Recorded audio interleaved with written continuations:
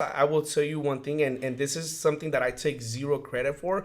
I give all credit to my dad, and it's this thing he always says. Que, I wasn't saying in Spanish right now, but he says if you're gonna do something, you're gonna do it. Okay. Right? Si vas a hacer algo, lo vas a hacer. Okay. Which means like if you're gonna do something, you're gonna go all in on it. Yeah. Right. So for me, right out, I'm the type of person where when I make a decision, like I go all in. You're listening to On the Go Voice Podcast, the best generational podcast you'll ever tune into.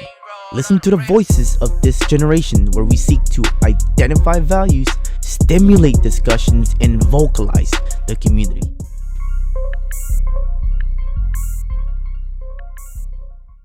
Welcome, guys, to On the Go Voice Podcast.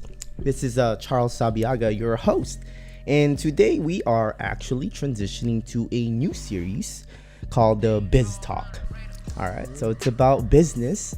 We are going to bring in people with experiences from entrepreneurship, people with leadership status, or people who have that insight within the industry. So, when it comes down to business. So this is a series that I hold dear heart to me because when I first started, or when I first learned about entrepreneurship, it was a pivotal point for me. I was coming in here from Philippines. It wasn't something that was brought up to me by my parents. None of my family were entrepreneurs. They just knew how to work, which was fine. But when I was introduced to the concept of entrepreneurship, it was a totally different philosophy, different framework within the new universe. So it was a thing that I was getting involved in after I got out of high school. And the funny thing is, the guest I have today is actually, we share similar experience in how I dove into entrepreneurship and the industry that he's involved in and the marketing strategy when it comes down to it. But this guy, I look up to him. Every time he posts up, he's always like motivated. He's just absolutely crushing it. And I believe he was just in Cancun recently, right, bro? No, Hawaii. Hawaii. Sorry. Yeah. For some reason I was thinking Cancun. Maybe I want to go to Cancun, right? I want to go to Cancun. Man, I haven't been to Cancun. That sounds like a next one then. How was your vacation, by the way? It was awesome, man. It was my second time going. So last year, I would say I had the opportunity to go just to actually, I went with like the group of our region, you could say. Right. And last year, I was able to take my parents with me. It was our first ever, you could say, family vacation. That's awesome, man. Yeah. So gosh. You're milestones ahead of me. No. Trying to do that eventually. It was such a great experience. I feel like it's the first time in my life where the tables turn in the sense that, because for me, I've been to beaches before and all that stuff, but I've never taken my parents on a vacation, and just experiencing, looking at my parents be so joyful, waking up in the morning and be excited about the day, like, can we go snorkeling today, or can we go to the beach? Now they're like, snorkeling, no, but think about this. They're like asking me what we should do or what we can, and I'm like, wait, like, aren't you guys like my parents? Like, usually you do that and we plan that. And now they're looking up to you, man. That is a heartwarming feeling to hear that from you, bro. So that's awesome, man. And that's the one thing I would encourage anybody who's watching this or anybody who's working hard at whatever they do to get that experience of being able to, in one way or another, give back to your parents, but more than anything, take them elsewhere where they're brand new to the place and get to experience. That's something that I want to say. I'm so glad I was able to take them, but looking back at it, I feel like I got more out of that trip than they did.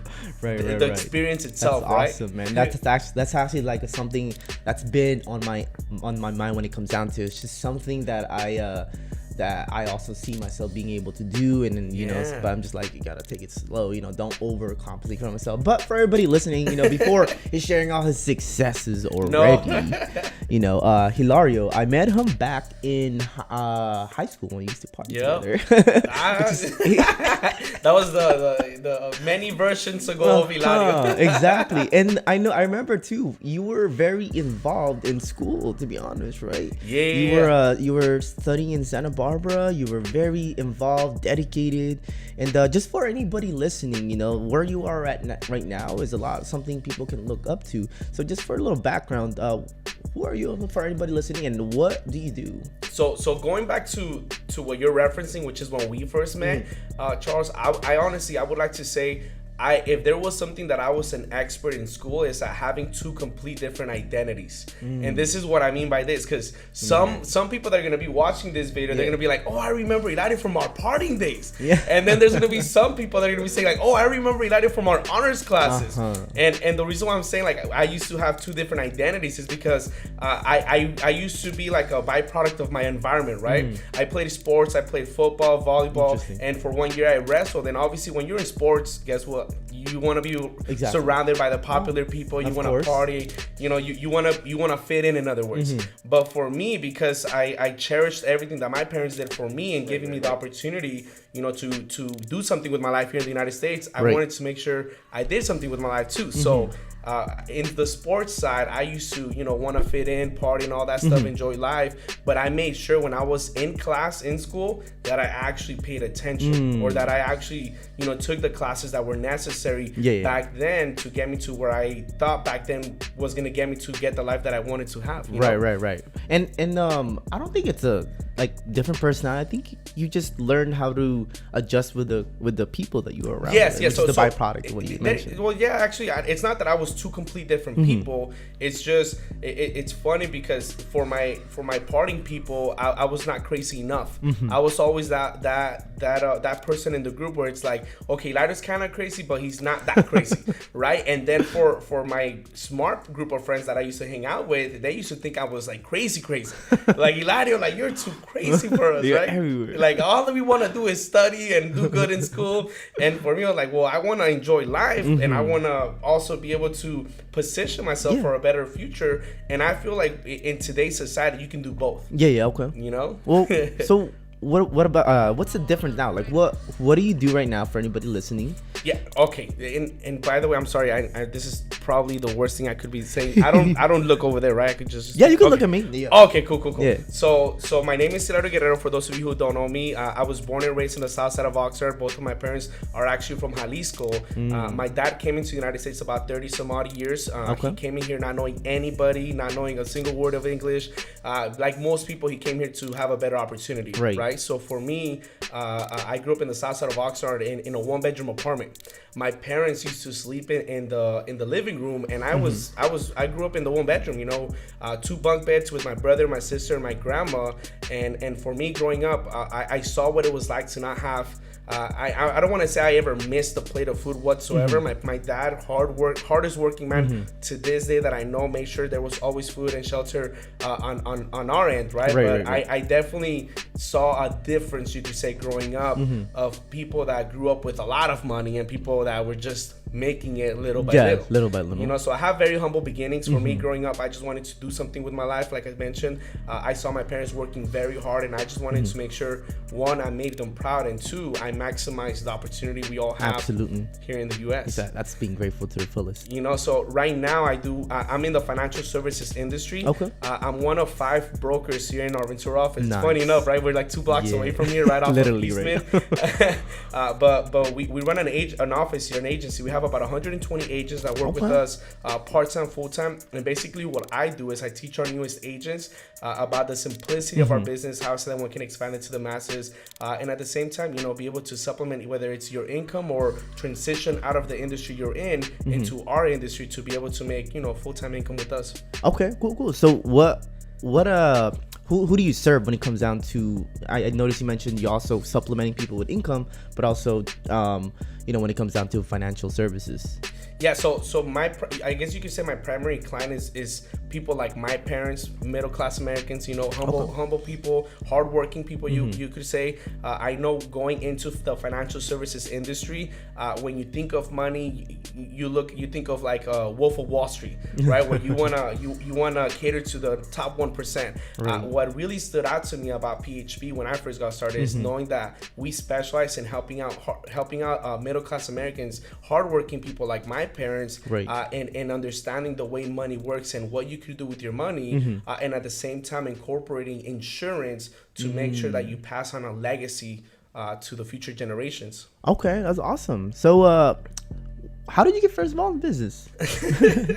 So that's actually pretty. Like that's a huge transition from like someone. Okay, obviously who was very involved in school and also, you know, the having a fun life as well with the party. But transitioning to entrepreneurship in general, basically. Yeah. So right? I don't know if you remember this, Charles, and Let me see. And I don't know if I've ever mentioned this to you, but I still remember, like if it was yesterday, that one time you had reached out to me to go to your house. Oh, and like you know if what? it was yesterday, I still remember. Yes. Cool. But anyway, let me fast forward a little bit more. The way I got introduced to this industry was that I used to work at H&R Block Monday through Friday, full time, and then I was a server also at Lazy Dog Thursday, Friday, and Saturday on weekends. Right. That's right. I remember that. What I realized after doing that for 3 years, though, Charles, was that I used to make more money serving people food than what I used to make being a tax preparer at H&R Block. Wow. Not saying that H&R Block doesn't pay good, right? But for me, I realized, the reason why I'm not making a lot of money or maximizing my type of value at H&R Block is because I was working at a large corporation. I wasn't working for myself. Yeah. Right? So after 3 years of doing taxes and being a server, one random night, I promise you, Charles, it was like something. It was something I completely did not expect whatsoever. A random family, one of my random tables that I was serving, sharp-looking family. This man, you could tell this guy made money, right? He ordered New York steaks for him, his wife, his 3 kids. They were ordering from the actual menu, not the kids' menu. Right. And you could just tell the left side of the right? menu. You could just tell this family had money. And I remember when I finished serving them, this gentleman, he said, Hilario, I really like your service. Is this what you really see yourself doing all for the rest of your life? Mind you, he did not know I had intentions. That was the summer before I was going to go back to UCSB and finish my bachelor's in biology, right? So I told him, absolutely not. I mean, I see myself becoming an orthopedic surgeon. And he's like, well, if you keep your options open and making more money, I want to invite you to come down to my office. I feel I have a great opportunity for you. And me being an opportunist back then, I'm like, I'm always looking for something better, right? I finished my shift that night. I got home like at 1 in the morning, and I showed up to his office at 9 in the morning the next day. Okay. Right? Just because I was hungry. I wanted to do more, right? Yeah. So then he showed me the ropes about the business, and I realized, like, 1, I had never heard of this industry ever before, and 2, I saw the potential within the industry. I'm like, I'm all in.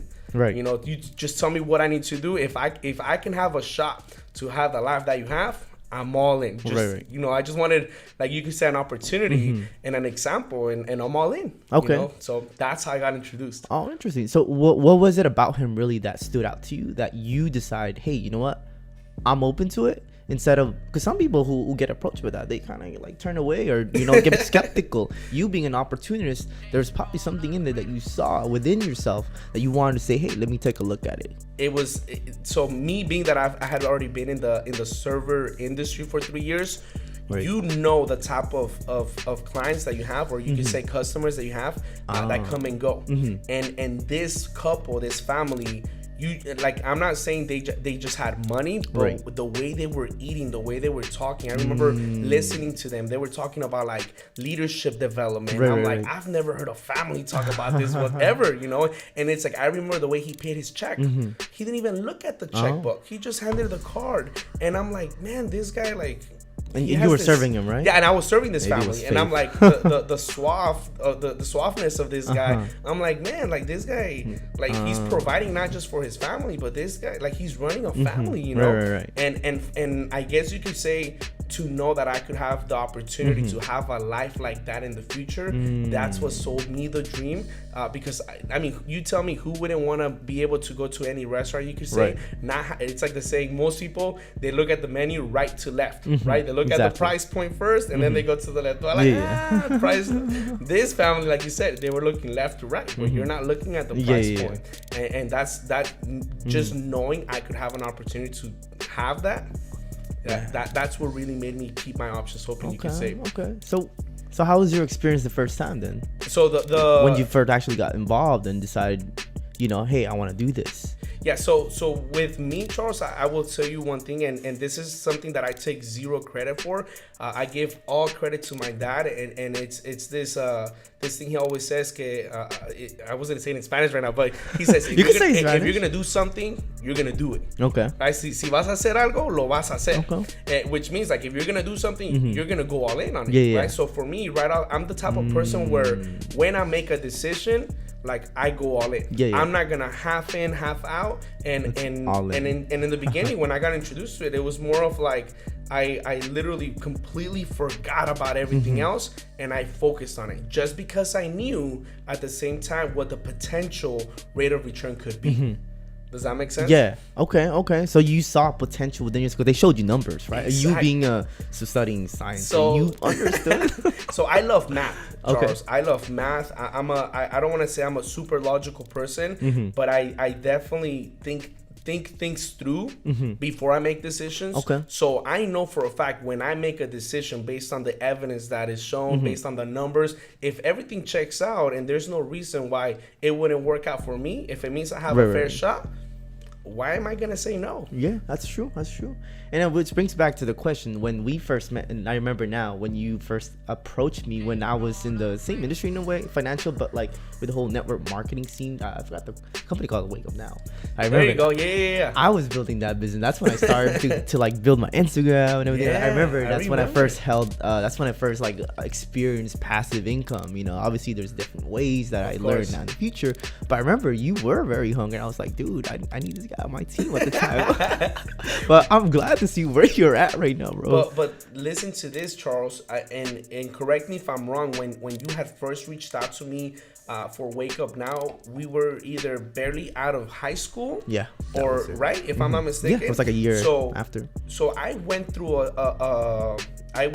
you could say like I wouldn't call it an identity shift. It was more of like a humbling experience, because I'll be the first one to admit, when you first reached out to me about what you were doing back then, when I was 18, 19 years old, I was sold out on school. And I feel this is something that, and I'm not saying, by the way, that school does not work. Yeah. Right? But I was sold out growing up on the idea of go to school, get good grades, go to college, get good grades, and you'll eventually get a good job. Right? Yeah, same thing. I was. When you reached out to me about that, I remember looking at this model that you had presented to me, but being the cocky guy that I was back then, right? I remember looking down on it and thinking to myself, well, you know what, Charles? I like the business idea, but maybe you guys need something like this, but you know, I'm gonna be a doctor in the future. Yeah. Got it. Interesting. Does that make sense? Yeah. So I had my ego. That's fine. My ego back then when I was 18, 19 was just way too high, because I knew I was already sold out on the idea of becoming a doctor. And that's the one thing that the events I took in my life at the age of 19, 20, that really humbled me, you could say, or it's like the saying, you're either gonna learn from your mistakes, or you're either gonna learn from other people's mistakes, or life is gonna make you learn. Oh, that's true. When I was presented the opportunity with PHP, that was after the fact of me going through those events that took place in those 3 years, that completely not just humbled me, but made me aware that there's different ways, different avenues for people to get from point A to where they want to go. And that's cool, because you mentioned, like, when you transition with that, you just see something that's more for yourself, you know, especially that your mentor, I bet that now, right, who showed you this possibilities. You know? So with that being said, I'm sure if you were sold out on being a doctor surgeon at the time, and now, how long have you been with the PHP? So I'm about to turn 4 years on the last week of June. Bro, that's like commitment, longevity mindset, you know. What made you decide to go all in and just completely transition from that aspect of the career? Like, some people would have kind of just done it part-time and see if it kind of works out, and if it doesn't, but you took that full risk on to decide, hey, you know what, I'm going all in. What shifted? It's as simple as saying, solving for X and what's the fastest way to getting there. So let me sell you on why I wanted to become an orthopedic surgeon coming out of high school. You gonna sell me on that? Say that again? You said you're gonna sell me on that? No. Well, now I'm not gonna sell you on it, but I'm gonna show you on what sold me back then. Okay. Because up until 7th grade, I was sold out on becoming a math teacher. I promise you, if you would have ever asked me 5th, 6th, 7th grade, I would sell everybody on why I was gonna be the best math teacher ever to have taught ever, right? And it wasn't until my 7th grade class that we had a research project where I was asked to research my career and I had to present my career to the room, right? And when I looked up what the math teacher profession, and I saw the income, my goodness, I almost fell off my chair. And it's not a way to like bring people, the career down. Not. I 100% believe teachers do not get paid enough. I 100% believe. And I wish like we had a system where teachers are incentivized and if not paid more based on the results that you provide for your students. Exactly. Does that make sense? Yeah. When I saw the income of teachers or math teachers specifically, at least based on when I was in 7th grade, I almost fell on my chair. I'm like, how am I even going to make a living off this? Dude, that's crazy. That's crazy that you were even thinking about that. Dude, when I was in 7th grade, all I wanted to do was fit in. I literally shaved my head during freshman high school and started getting fights. Hey, but and it's not me though. It was all thanks to the project. I was part of the AVID class, the AVID program. Oh, that's right. And that was one of the cool projects. No, get out of here. So in 7th grade I had to do that, and then I said, I almost fell on my chin. I'm like, I do not want to be a math. Like, keep in mind, for the last 2-3 years, I was telling everybody on why I was gonna be the best math teacher, and then when I saw how much money they make, I'm like, absolutely not. I need to, and then that's when I started like scrolling on other careers, and then that's when I came across orthopedic surgeon, and that's when I saw back then that the average orthopedic surgeon used to or was making back then about 180 190 a year. Okay. And I'm like, okay, 180 that's not too bad. I can travel, I can I can live a nice life. Right now I actually looked it up before coming in here, and I noticed that the average orthopedic surgeon today makes $255,000 a year. Okay. The median orthopedic surgeon, right? Without taxes, right? Exactly. So back then I was sold out on wanting to become a doctor. One, because of the money that I could make, and keep in mind, I know a lot of people that might be listening to this. Some of you might think, well, Hilario, you're so selfish, you're so greedy, all you're looking for or all you're solving for is money. But keep in mind, I come from not having money, right? Growing up, I knew what it was like not to have money, and I wanted to know what it's like to have money. Not because I'm greedy, but because I know when you have more, you're able to give more, right? So I wanted to solve, growing up, I wanted to solve for the amount of money you could make, and second of all, the amount of impact you can make on others. The reason why I wanted to become a math teacher is because I wanted to educate others. And then when I saw what a doctor makes, I'm like, well, I'm saving lives. I'm providing value for people, maybe on a physical aspect, but I'm still, saving lives, you can say. So that's the reason why I got sold out on being an orthopedic surgeon back then. Long story short, when I took off to UCSB, and like I said, some events took place where, long story short, I ended up getting kicked out of UCSB my second semester. Interesting. I ended up getting kicked out, and that was one of the toughest times that I had to go through as an individual. But I'm so thankful I went through those times, Charles, like I said, because it humbled me, but it also made me grow as an individual. Because back then, when that took place, what ended up happening is I ended up going from just going to school to having 2 jobs, taking 20 units between OC, VC, and making it all the way up to satisfy the amount of credits that were required for me to go back to UCSB. My God, that's a lot. Yes, and like I was saying, so when that took place, up until that point, I wanted to become an orthopedic surgeon because I knew the type of income that you could make.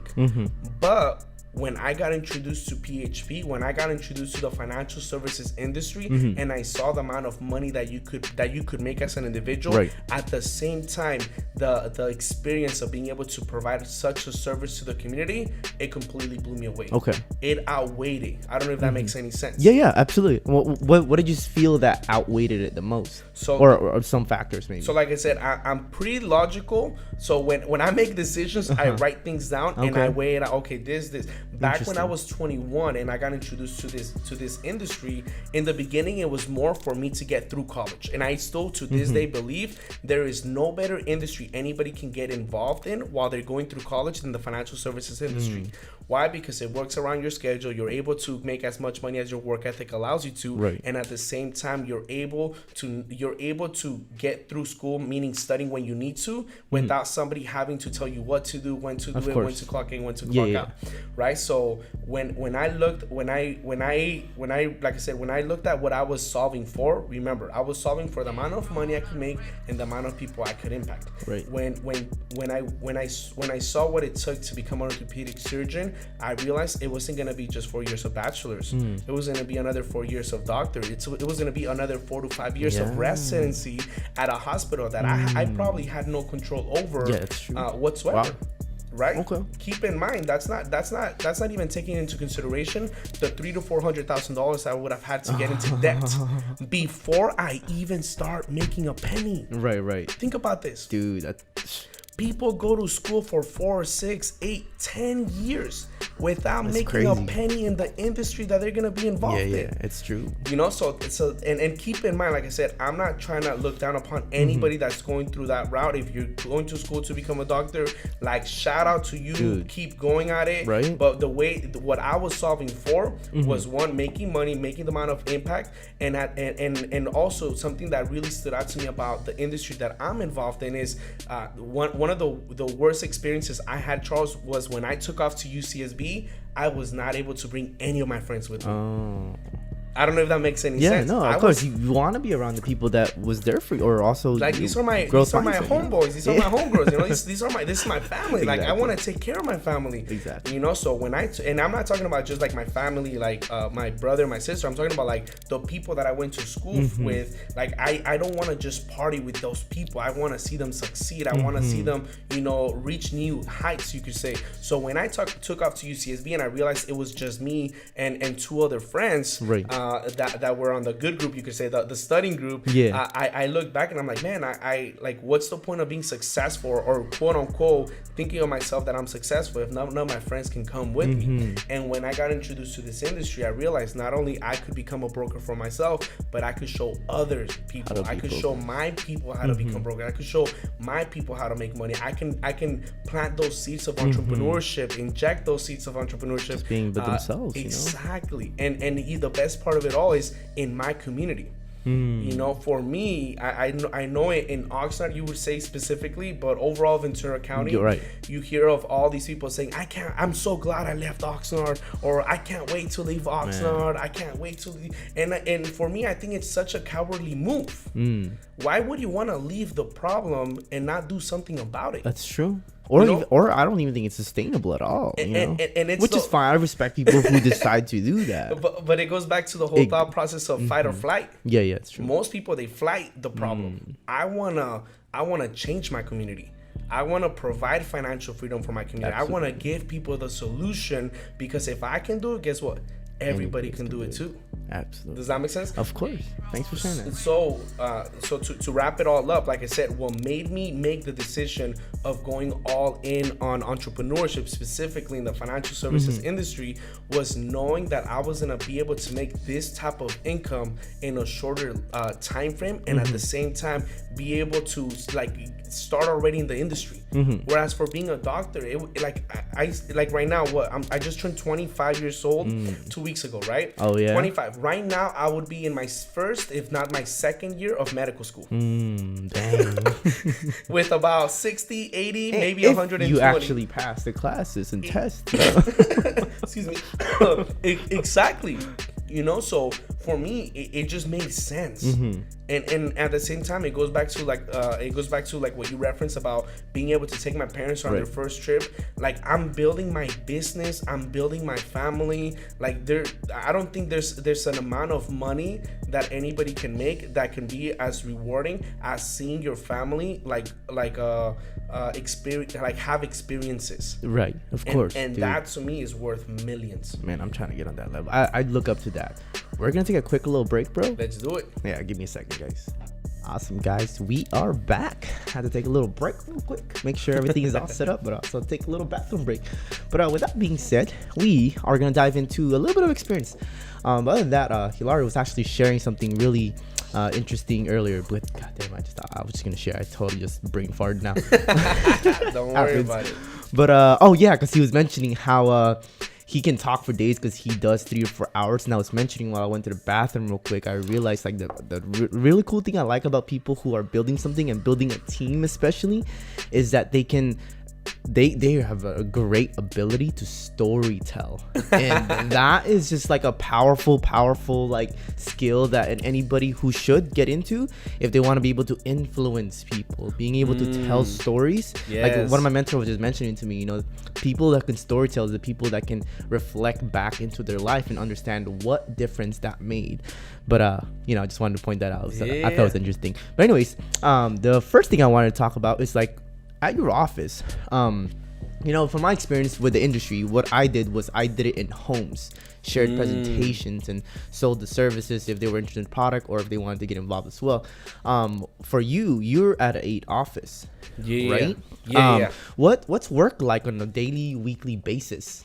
So it all depends on the day to day. You could say, like, for instance, when it comes down to Mondays, most people, I know they dread on Sundays because Mondays they gotta go back to work or this and that. Right. For me, Mondays are like, I wouldn't say my best days. I'm the most excited Sunday night going into Monday because I know it's a brand new week from a business standpoint. Tell me about it, man.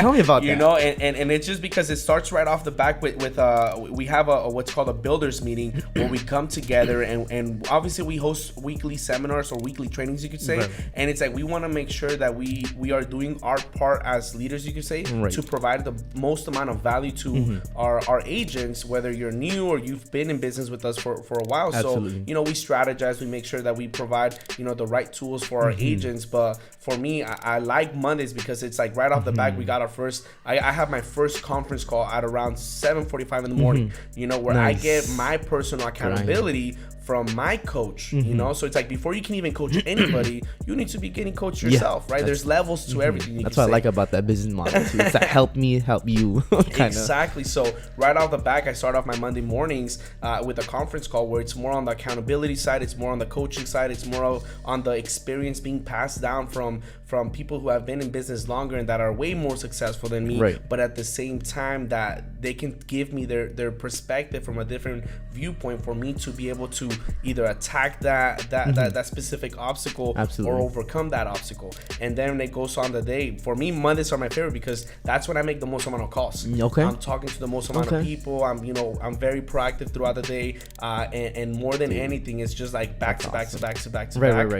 And then you're setting up appointments and following. Exactly. So Mondays, it's more about like following up with people that we have already done appointments with, or it's more like to schedule the rest of the week. And that's cool because I remember when I was in business, I didn't know how to structure that out until I had the mentors who kind of broke down the monthly goals, and I'm sure that's the reason why you started to do it Monday, so that you can pick up traction and momentum within the actual business. And even then, when I'm working at 24, I'm actually making calls to you know create appointments. I'm very specified on who I target to make calls, because at certain times it works best, but at certain times for follow-ups it's a better time. So it's something you have to learn, and once you learn that, like your business mindset, your mindset on business itself is just expanding, you know. And adding on to that, I feel it makes you a lot more productive. And I wouldn't say like you have to have an hour per hour schedule. Obviously, if you do now, that's when you're at a point where you have an assistant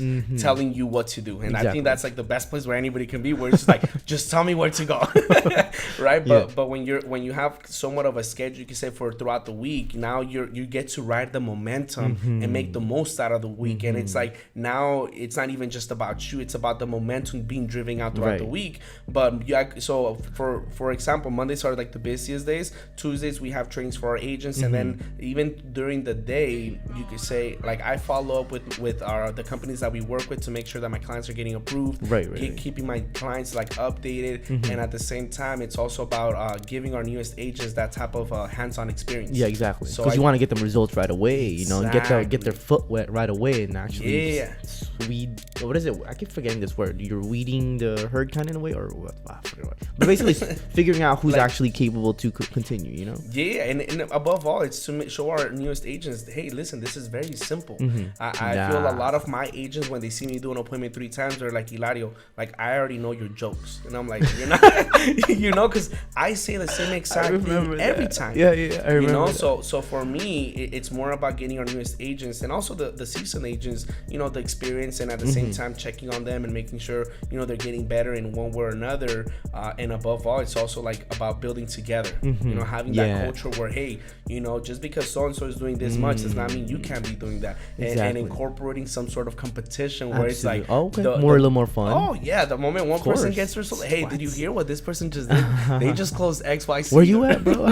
Exactly. Hey, it's more of like, hey, translation. You know, I know they're not gonna tell you in person, but that person, you know, they're saying they're kicking your uniform. And you also like triggering different personalities that fits best for them, you know, because I remember there was like different personalities that you work with people. Yeah. So then understanding that definitely makes you a better, and improves your leadership in a way, because now you have to transition how you communicate.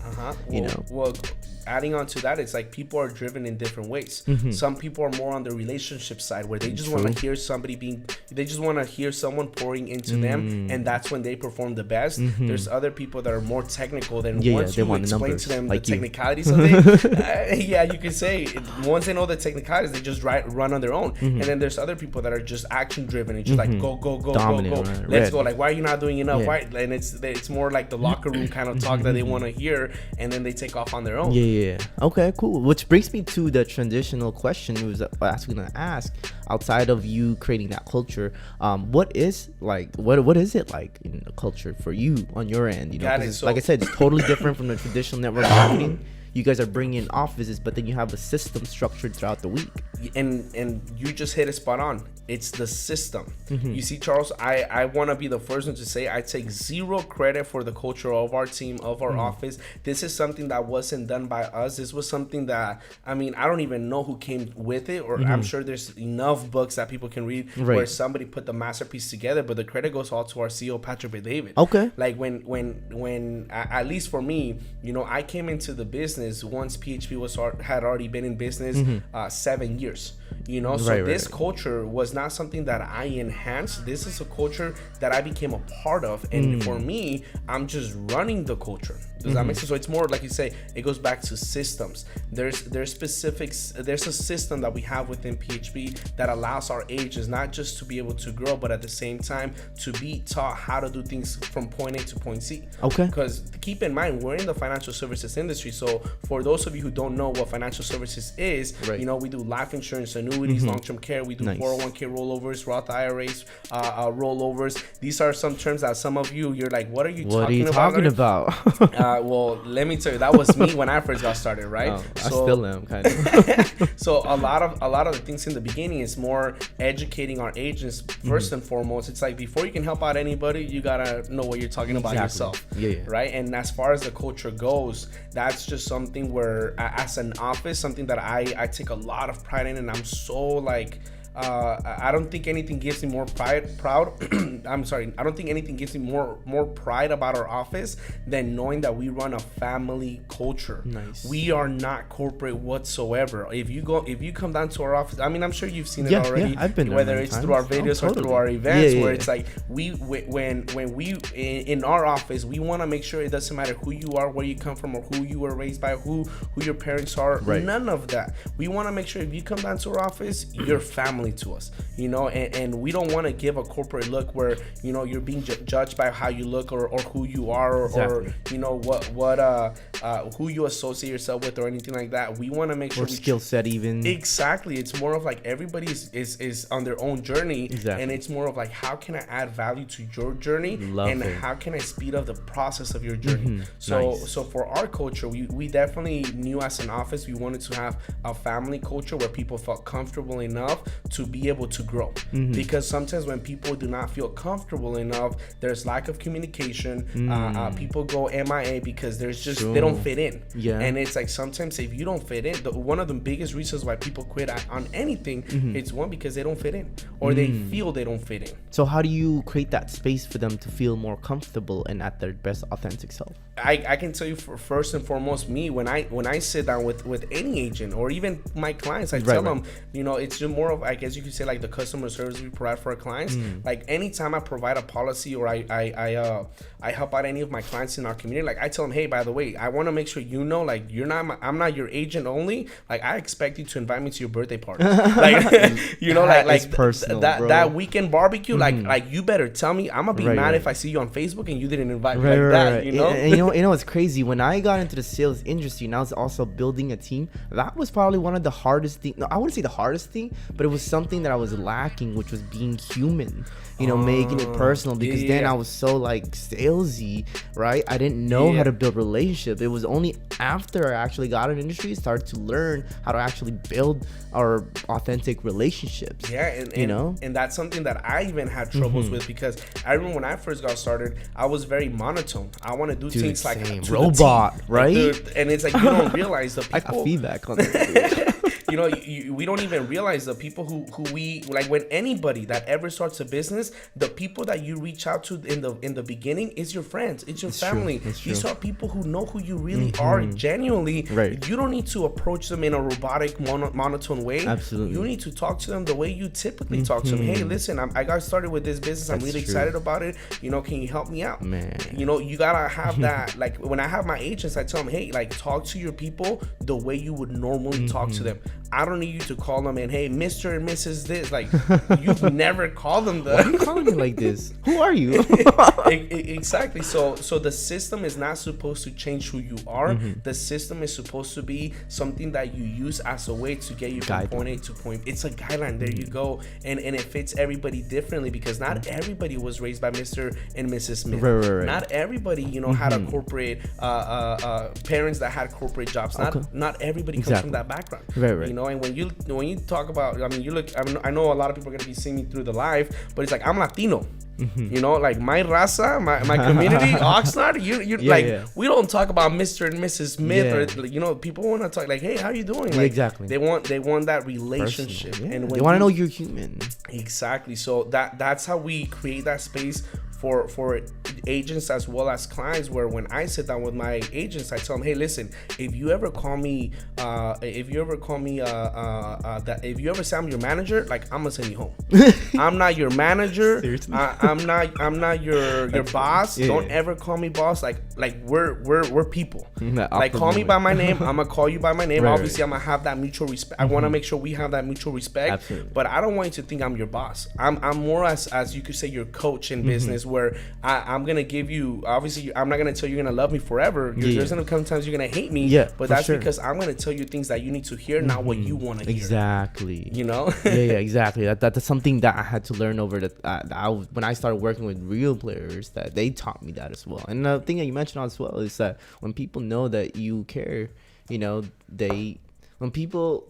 Well, fuck, what the thing I was gonna say, but you know, it's something about caring, and I want people know that you care. They okay, I'm gonna skip that, because I'm sure you're talking about like people will tell you like what you need to hear, not what you want to hear. Is that what you're talking about? No, it was more about like the caring part. People know that you care. I don't know off the top of my head. It's been a long day, but you know what? Speaking of you know, your struggles right now, you mentioned. Obviously, there's different phases or positions that you were in that pivoted your career point. Right now, you were at a point where you were learning how to do sales, and then learning how to train, or actually learn to do the sales and recruiting, and also, and after that, you're also learning how to teach. You know, how to build your own business. So, for yourself with your ventures, what are some struggles that you came across throughout those little phases? As far as building goes, or well, I mean, like overall in business. So first thing, Charles, I mean, I think I have such a long list now. I'll talk about the top problems. Okay. The first one in the beginning was building that thick skin of not listening to like how would I put it? It was building that thick skin of knowing that not everybody was gonna be with me with my decisions. I'll give you an example. Most people, if you're listening to this, if you're thinking about going into entrepreneurship, if you're thinking about running your own business, and nobody in your family has ever ran a business before, I feel we're at a point now. I mean, even 3 years ago, it was so taboo. Yeah, it was just something nobody, like, you were considered weird if you were in business or you were in entrepreneurship, right? So in the beginning, it was more of understanding that not everybody was gonna have the same vision that I had for what I wanted to do, and not everybody was gonna be with me. There's a saying that goes in our business that says, you will make more money with people you don't know than people that you do know. And it That's goes true. That was a struggle for me. People that don't know you will probably support you more than the people that know you. Exactly. And it's insane. And sometimes, like, if you don't have that thick skin where you are aware of it, it can really damage you. Absolutely, So that was one of my first struggles in the beginning, because I remember so keep in mind, let me pre-frame this, Charles. Remember, like I mentioned, it was one random night during the summertime before I was gonna go back to UCSB. So I had already received my acceptance letter. I was already about to, like, go into scheduling my classes for the fall semester and everything. And what's insane was that in that time frame that I was gonna make that decision to go back to UCSB's when I got recruited into the industry. And it was the hardest decision I had ever made in my life was making the decision that I'm not gonna go back to college and I'm gonna pursue something that I have never even heard of before, but that I 100% believe and I have faith in that I can succeed in. And with me, that decision, I was completely fine with it, but I can assure you, nobody in my circle was fine with it, to say the least. I remember one of the hardest things that I had to do was telling my parents, hey, I'm supposed to go back to UCSB, so I'm actually gonna start one of these things, and like I'm gonna start, like, it was so awkward, and it was go ahead. Yeah, I was gonna say I had the same experience, or even so, the thing for me that I made a mistake was I didn't go all in on you. So I actually really admire you for being able to do that. For me, I was like, yeah, I'll still kind of please my parents, but then I'll kind of pursue this that makes me happy. And then it was like just completely like over extending myself, but anyways, it's such a decision that I hope if any of you are listening to this, I hope you realize you gotta do what's best for you, and even more than that, you gotta be aware. Like, for me, I like, there's things I cannot begin to tell you how much I have learned, and I mean, from my parents, and I would not be the man that I am today if it wasn't for my parents. Absolutely. Right? But when it came down to life itself, Charles, I realized there are certain things that I gotta listen to my parents when it comes down to life itself. Right. And then as far as my life goes, career-wise, future-wise, there's so much that I know that I knew my parents had not seen themselves as to why it didn't make sense for them. Yeah, of course. Right? I went through like 3 to 6 months without my dad talking to me when I told him that I wasn't going to go back to UCSB. And that was one of the toughest moments of my life. I had to keep it all together, but people didn't know. Like, for me, like, it really hit me, because I'm like, man, this is like they don't even realize how much I'm busting my to really reward them. Oh, no, I want to keep it PG, but it's like they have no idea that the biggest reasons why I wanted to go through this was so that I could start living life with them sooner than if I would have gone to college for those 7-8 years. Absolutely. Right? So I had to, one, be aware of it, and two, be wise with who I was going to listen to. You see, because I had my mentor.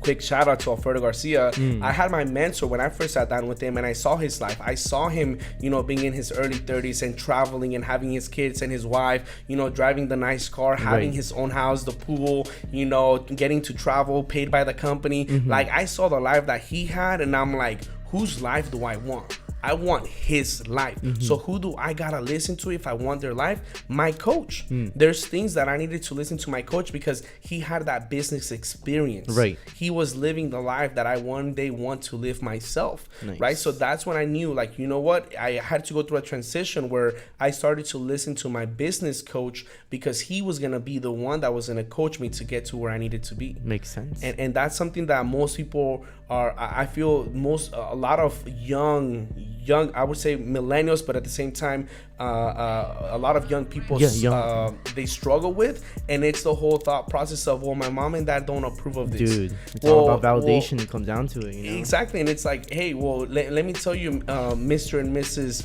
18-year-old, you're actually an adult right now. Like I understand. Dude, mom, that is a hard concept, you know, because you're so, especially living in Oxnard or in 805, it's like you kind of are privileged in a secure place where it's a middle class. So it's like you are accustomed to this system that was promised you in a sense. So for you to step out of this threshold is absolutely freaking terrifying. You know, it's like, dude, like you might not even think about it because you're so kind of sedated by fear. You don't even want to think about that. So it's like you'd rather go the other way and decide to live upon your beyond your dreams, you know? Yeah. So for me, I already knew back then that if I was gonna do it, I was gonna go all in, and that is one of, like, I'm so glad my dad didn't want to talk to me. He had this negative this negative viewpoint of the decision that I had made, because that even fueled me more to prove him wrong. Nice. Like, for all I know, if my dad would have supported me, probably I wouldn't have done as much as I would have done now. Who knows? Because sometimes the things that drive us is proving people wrong. Absolutely. And I wanted to make sure I proved my parents, like, hey, like, trust me, like, just trust me on this one. Like, I promise you, it's gonna work out. And most people don't know this, Charles, but it's like, when you go into business, it's not a job. You're not gonna get results right away. You know, and I'm so glad and I'm so thankful to God that I had a coach that was able to transfer patience into me, and for me, I never at one point did I ever doubt this business. Nice. And I'm so thankful of that, because if I know for a fact, if I would have ever doubted, like, I doubted my skill set, I doubted whether I could do it myself, but I did not doubt the system.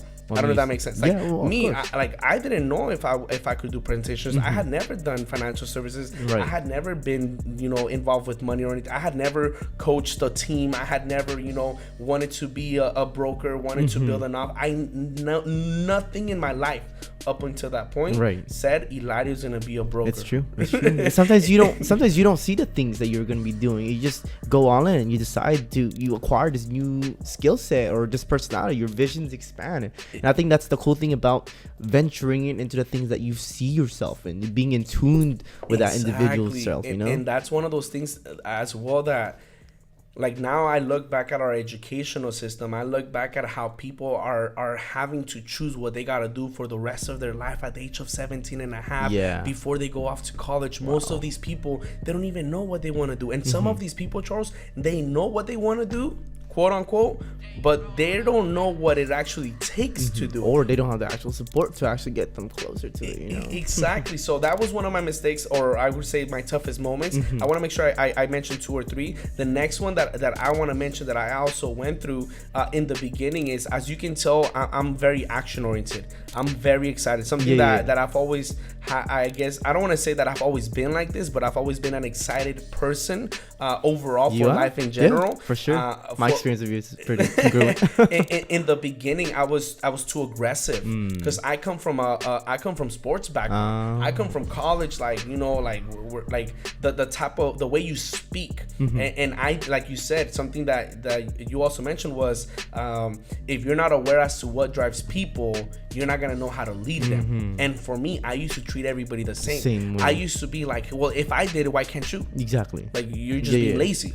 And that was just like my direct kind of connection was, you're just lazy. You just don't want it as hard. You just don't want, like, because for me, like, dude, I'm willing to do whatever it takes if it means I'm gonna get that result that I want. Right. Back then, like, shoot, I think it's funny how people have like 2 jobs and they think they work a lot. Like you don't know what it's like to work 18 hours. You don't know what it's like to be running on 5 hours of sleep and have to do 7 back-to-back appointments and have to close out. You don't know what it's like, to submit. And I went through that myself in the beginning, but that's just because I knew that's what it took. And it's like, it goes back to, if I knew I was gonna get in like it's going. I want to speak in Spanish, so it's like, we could say it, but just picture. Some people. I'll try to un poquito. like si queriste. So what that means is like you. So if you wanted it, now you gotta back it up. Okay. Eso que hiciste, you know, Yeah. that's what that means. So for me, I knew that's what it was gonna take, and I was willing to do it. And in the beginning stages, I look back at it and I think like, man, I look back at like now for who I am today, and I look back and I'm like, I'm so thankful of what is it called, of books. I'm so thankful of personal development, because I look back at the 20-year-old Hilario. I look back at the 21-year-old Hilario. Shoot, I look back at the 23-year-old Hilario. I'm like, oh my goodness, Hilario, you did not even know what you were doing. And I'm so thankful because of the self-development books that, and human nature books and psychology books. Like, I wish in our educational system growing up, instead of reading history books, we could read like leadership books that incorporate history into it. Self-awareness, bring self-awareness exactly. to yourself. Instead of just reading psychology books, like read books about human nature. Exactly. Read books about how to treat people. You know, things of values, how to be a better person, principles overall. Man. You know, so in the beginning, I'll be honest and I'll say it straightforward in here. I in the first year of being in business, I had read more books than I ever did prior in my first 21 years. I'm not gonna lie, same thing. You know, and that was one of the things where in the beginning I wasn't too self-developed. I was too rough around the edges. It was like, okay, well, if they don't want to do business with me, well, whatever, they're lost. You know, and I'm not saying that's not how I feel now today, but now the way I look at things is like, what could I have done differently? Nice. I taking never responsibility. My bad. like back then it was more of like, well, they're lost, whatever, it is what it is. Like, it was more of like beef, you know, like, oh, whatever, it is what it is, they're lost. And now I'm like, okay, That's well, that growth mentality, man. I love it. It's like it goes back to, like you said, the self-reflection of, could I have done something differently? What was I not straightforward? Was my viewpoint not, you know, sought to the other end the right way? And if there's something that I could have done differently, then hey, I'll man up to it. You know what, I messed up. I apologize. If there's any way I can fix it, let me know. If not,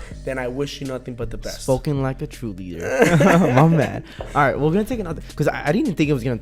Dude, I'm telling you, bro, you could really. I'm sorry, man. I'm taking No, it's too good. long. It's good. So, however, I wanted to take another break so that I can reset the cameras, but also transition into the last part. Yeah, basically, the people you're leading as well, and also your success. You know, I want people to hear about this. What kind of things you came into fruition about? You know, so I appreciate. Let's do it. Yeah, give me a second.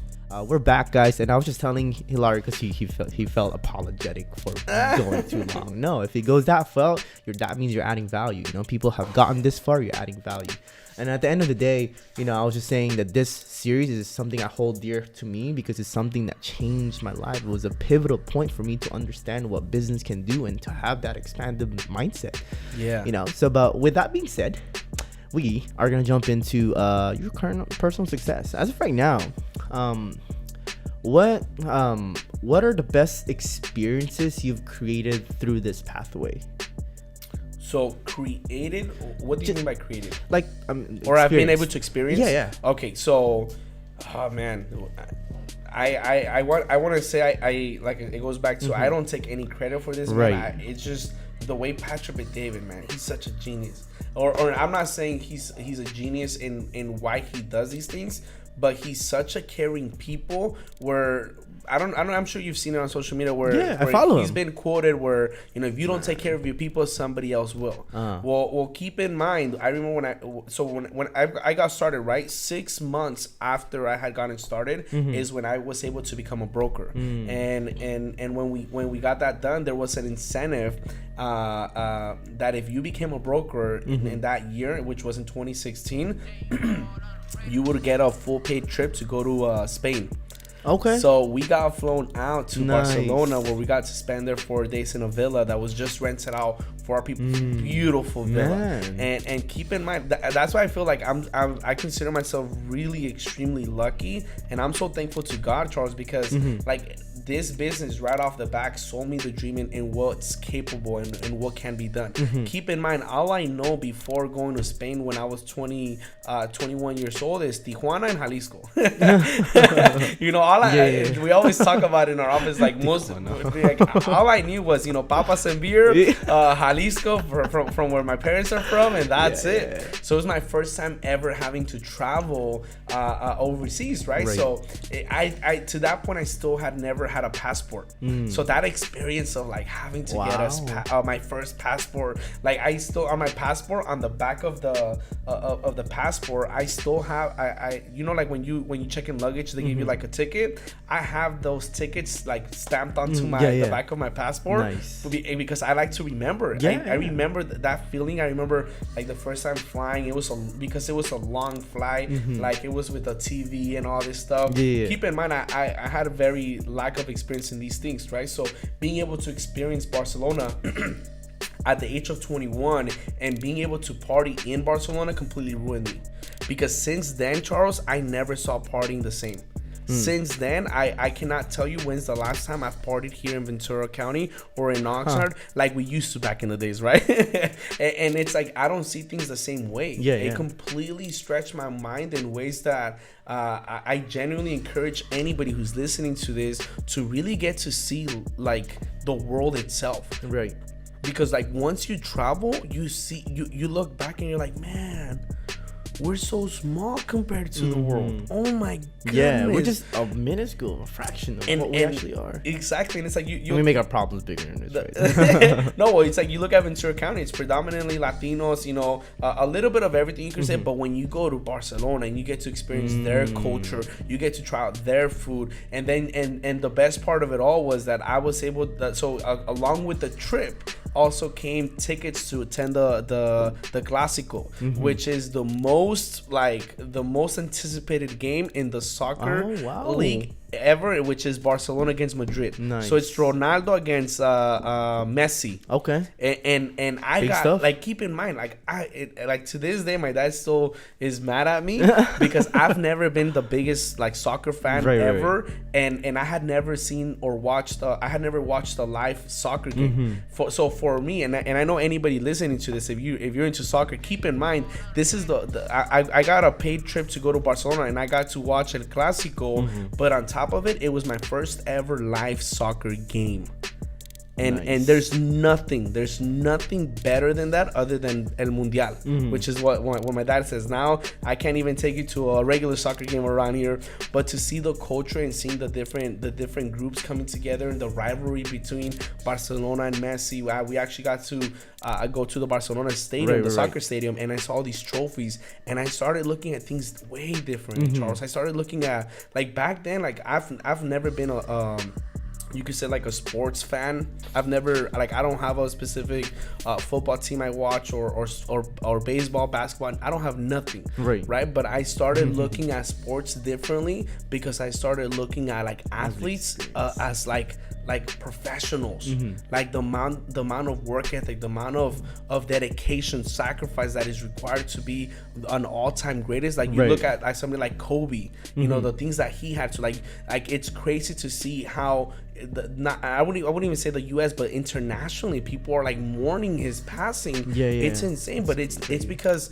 Kobe was above basketball. It's true. He wasn't just basketball, right? So that's one experience. Recently, Mari and I, we were able to go down to one of our leadership retreats with Patrick and David, where Patrick and David rented out this mansion. Insane mansion that completely stretched our viewpoint in or like, it's like I remember Mari walking into that. Hold on, you still hear Hilario? No. It was like no. I you know, it's like I'm thinking back and I remember Mari walking in there and seeing the chandelier, the huge chandelier, and Mari telling me, she's like, I want one of these in our future living room, and I'm like, damn, okay, we gotta work. For sure. But it's like seeing these experiences, other things that really blew me away. Last year when we went to Hawaii, my coach Alfredo Garcia, so he has 3 kids, and it's so crazy because his son Axton, he learned how to swim in Hawaii. Keep in mind, Axton has a pool in his house, but to experience him learning how to swim in Hawaii, it gave me a feeling where it's like, man, like, it's crazy because in this agency, like, you're not just building a business, you're building a family that you're gonna be like, you're building it with people you see yourself spending the rest of your life with. Right. You know, so that's something that really stood out to me. And then I mean, being able to take pictures with Magic Johnson, Kobe, like, those experiences are just something that I don't think I would have ever been able to do outside of if I would have gone the other route, you could say. Yeah. Okay, for sure. Well, thanks for sharing that. Yeah. Which brings me to curiosity. You know, right now, what do you see yourself? I mean, you've already been 4 years down, and you've come into fruition more than what you actually thought that you could be possible to do achieving. Now, what does your vision look like, or what's the future looking like for you? So, vision overall with PHP, and it's something that I know I've said it to a couple people, but I haven't really like sold anybody on it or anything like that. But it's I know PHP's vision in the near future is to go international. Okay. Like to be an internationally known, or like be in different countries, you could say. And I'm not gonna lie, I'm all in as far as this industry goes. Nice. I know this is the one industry. Like I don't want to be just the best at it in Ventura County. Right. Like I'm looking into opening up offices anywhere. So if any of you are listening, you know, and you're from another city, like, let's talk. But you know, it's like I'm looking into not just opening offices all throughout the United States, but essentially the way I see, and this is something that my partner Marty and I are very sold out on, is anytime, like, we're just waiting on a call from Patrick saying, hey, we're moving to Argentina. You guys want to move out there for 5 years, 10 years? Like, I want to be. I don't necessarily mean like I want to be the Patrick and David, but I want to be the CEO of a PHP, but in another country. If and when, I know it's gonna be when PHP moves overseas. Like, you tell me where and when. Like, I'm all in. You really are all in, dude. So, I'm sold. I'm like, dude, I could already picture you. You know, so that's at least where I see myself in the near future. Now, long term, it all goes back to my community though. Like, long term, I know something that I'm really getting more involved in is not necessarily politics, but making sure that our communities is taken care of. Nice. And I know I don't think I see myself ever becoming a mayor or running for the Senate or anything like that, but definitely doing my part in making sure that the changes that are required for Oxnard to get to the next level take place.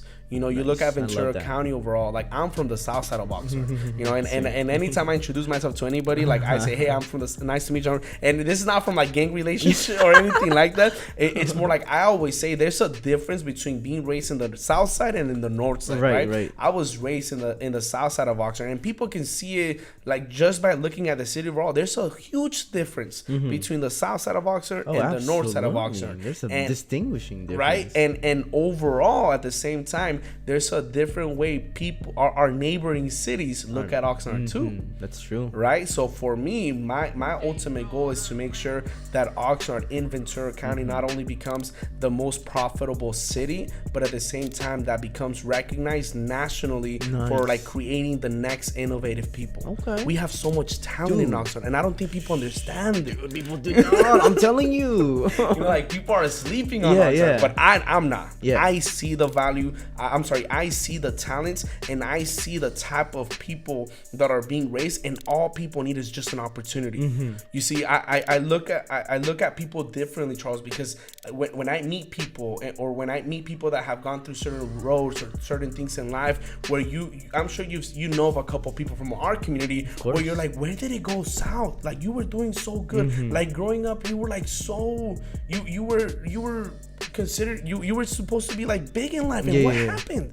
And I know it all comes down to the byproduct of your surroundings. Exactly. So for me, I want to be able to give a platform for our newer generations, our up and coming generations, to be able to really excel. And whether it's with me or just overall, like, I just want to give people the platform to get off their feet and know that it doesn't matter who you are, where you come from. It doesn't matter whether you come from a 1-bedroom apartment like I did, you know, like, you can, the possibilities, like, we by far, this is one thing I'm really sold out on, Charles.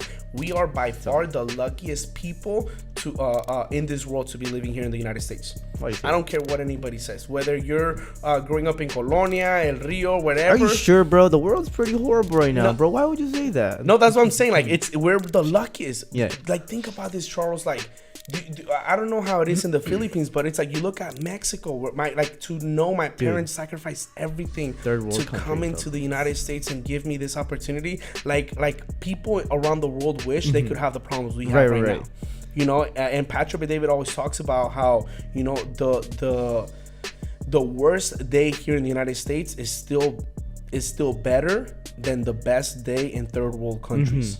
We don't have to, you know, worry about whether we have food available or whether we have clean water available or anything like that. Right, it's true. So I want people to understand. I want my community, you know, I want minorities to understand, like take the blinds off. Stop being a victim of your circumstances. Stop being a victim of excuses. Stop being a victim of because XYZ that happened, that's why I couldn't be successful. No, turn that, you know, around and say because of XYZ, that's why I had to be successful. Exactly. And it goes back to the whole concept of rich dad, poor dad. You know, there's two different parents. You know, both of them love their kids. How you see things. One of them will say, I couldn't be rich because I love my kids. Right. And the other dad will say, I had to be rich because I had my kids. It's just how you see life. And I want people from our community to realize that, like, we have such an opportunity here in the United States, and you can do so much. You know, you just gotta, like I said, you gotta carry your own weight, but at the same time, you gotta go and get it. It's not gonna be handed to you. I don't believe in, you know, being handed down things, or, you know, hey, it's okay, you know, we didn't expect much from you anyways. Like, no. Heck no. If somebody can do it, so can you. Yeah, exactly. And I love that you mentioned also that you're trying to create a platform for people to experience what's possible for them and helping them see that other side that, hey, look, you don't have to be a victim of your circumstance. Like, choose that perspective that, hey, because you're struggling, then maybe it's more of a reason for you to go all in and what you're passionate about. Exactly. You know? And if you're struggling, I mean, this is a very like not taking emotions into consideration, but there's a quote that I read the other day, or actually Matt Coulter has it on his office. It says, nobody cares, work hard. You can complain all day, you can whine about it, you can cry about it, and at the end of the day, like, don't get me wrong, I do believe, you know, people need help in one way or another, but at the end of the day, if you don't realize that you can do better, nobody's gonna realize that. Nobody, you can't expect people to just hand things to you because you're whining or complaining about it. Like, if you see something bad in anything, do something about it. And that is one of the main reasons why I got involved in our industry. You know, we teach people about financial literacy and insurance. And one of the biggest motives was because I saw how much my family suffered from lack of insurance. My grandmother passed away at the age of 59 because of diabetes. She went into a coma, and it was something that was completely unexpected. Right? And most people think when a loved one passes away, the family comes together. Well, let me tell you, I saw the complete opposite happening. Right? And I'm not saying that in any bad way, but when I saw that, I realized, man, it's so crazy. In the United States, when a loved one passes away, you're no longer going through an emotional crisis, you're going through a financial crisis. Right. You know, and that's not what wealthy people do. What wealthy people do is they transfer wealth. They don't transfer debt. You know, and in minorities, the reason why most people don't have life insurance, it's not because they don't want it. It's not because they don't love their family. It's because they just don't have that one person of trust to go to talk about it. Exactly. You know, so that's that. I'm glad that you're sharing all this, bro. Like, I love that you're so passionate about this thing that you can really share your experiences and your story, you know. But I know we also wanted to get into that. Yes. With that being said, what's that book that you're holding? So this book I have here is actually a present or a gift for I'll give it up to your discretion. This is a book that completely shifted the way I saw money and and the way wealthy people use specific products, you can say, to get ahead financially. And this is a book I would want to pass on to any of your audience, anybody that looks at it. I don't know if you want to make a post about it on Instagram or anything like that, or I'll leave it under your discretion. But this is a gift that I wanted to pass on to anybody who listens to On The Go, so that at the same time they can get this type of value. The book is called Tax-Free Retirement, and it's by Patrick Kelly. And I know this is something we were talking off the podcast, but so I want to make sure I mention on here.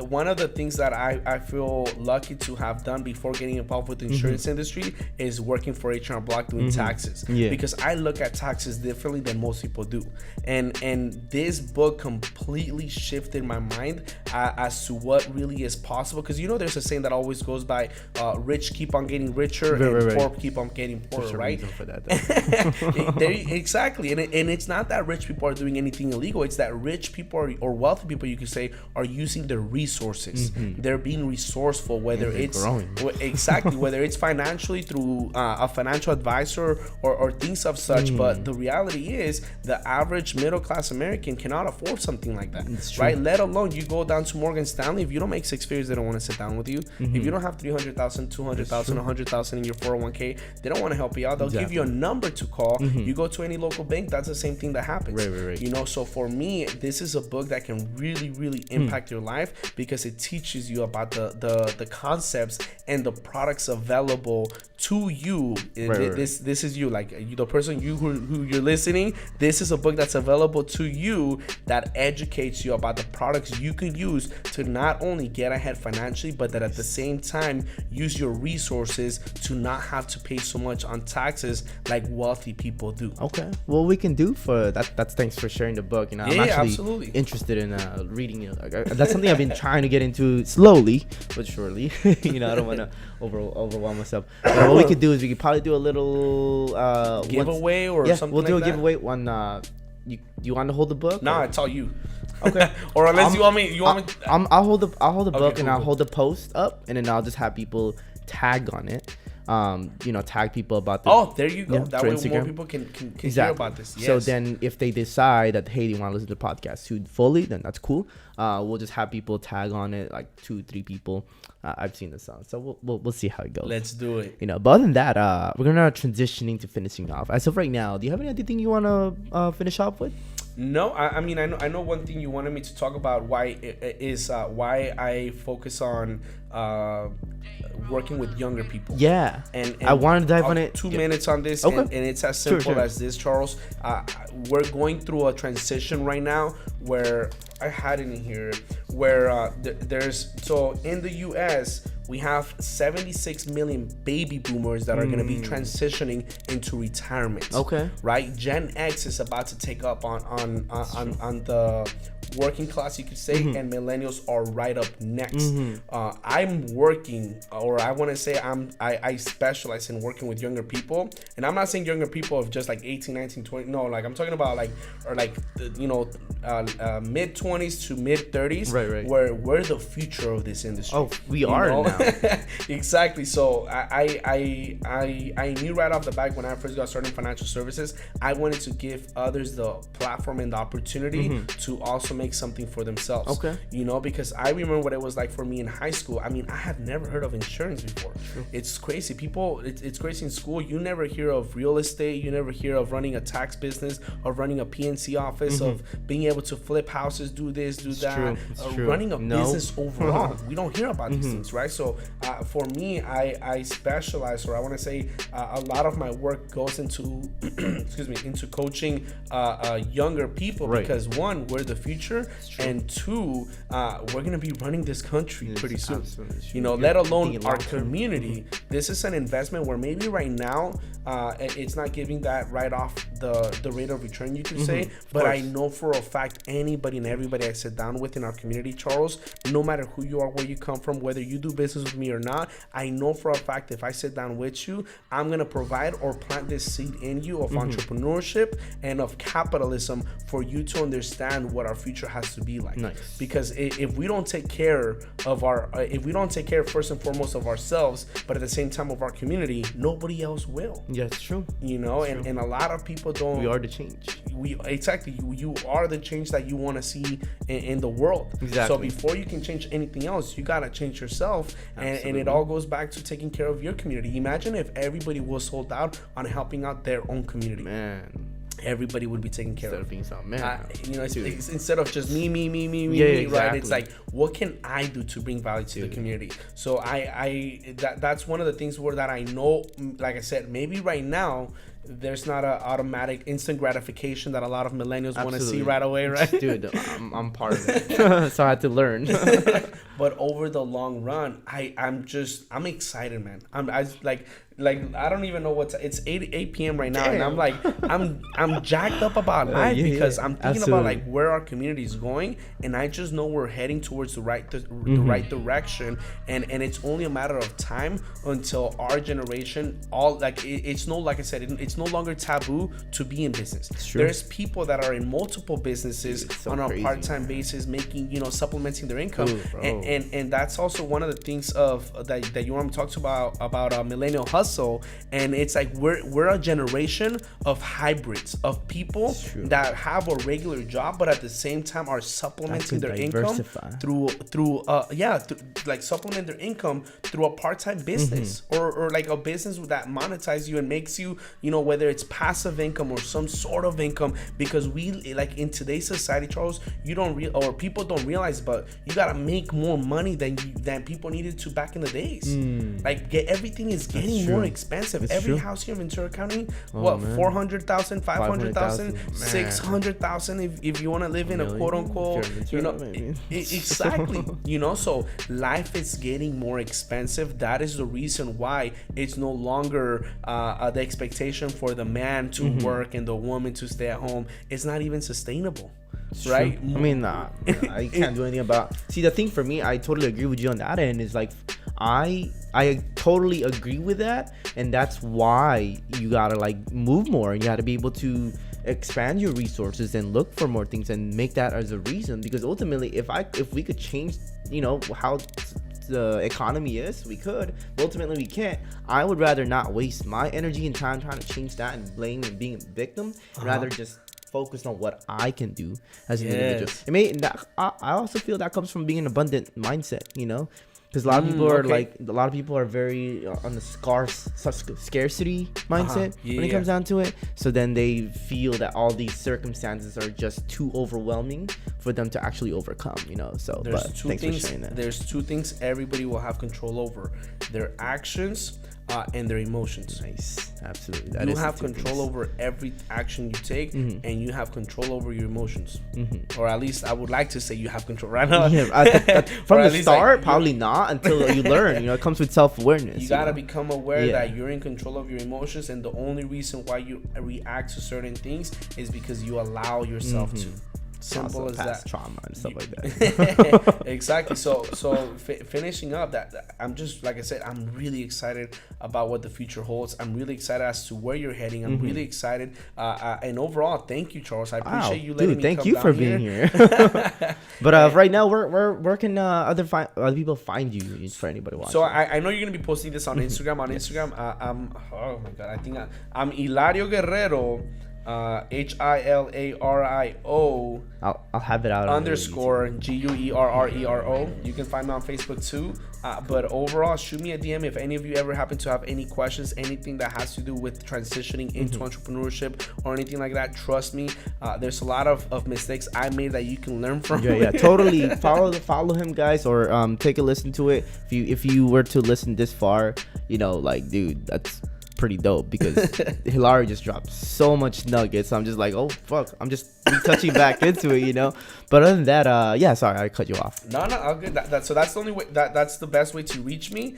And overall, man, I'm really excited about On the Go. Like I really, really, genuinely, Charles, and I don't want to say it, just say it, but based on our conversation earlier, man, this can really be that platform that can facilitate the process of getting everybody the opportunity to understand what their true worth is, and at the same time to discover what their true potential is all about. And I hope I just want to be able to spotlight that for the people, you know, and also, like I said, give that platform. So yeah. But other than that, hey man, thanks for being on. Thank you. Absolute pleasure to have you on. And also share some little insights when it comes down to business. But anyways, for anybody listening, thanks for listening in to the Biz Talk series.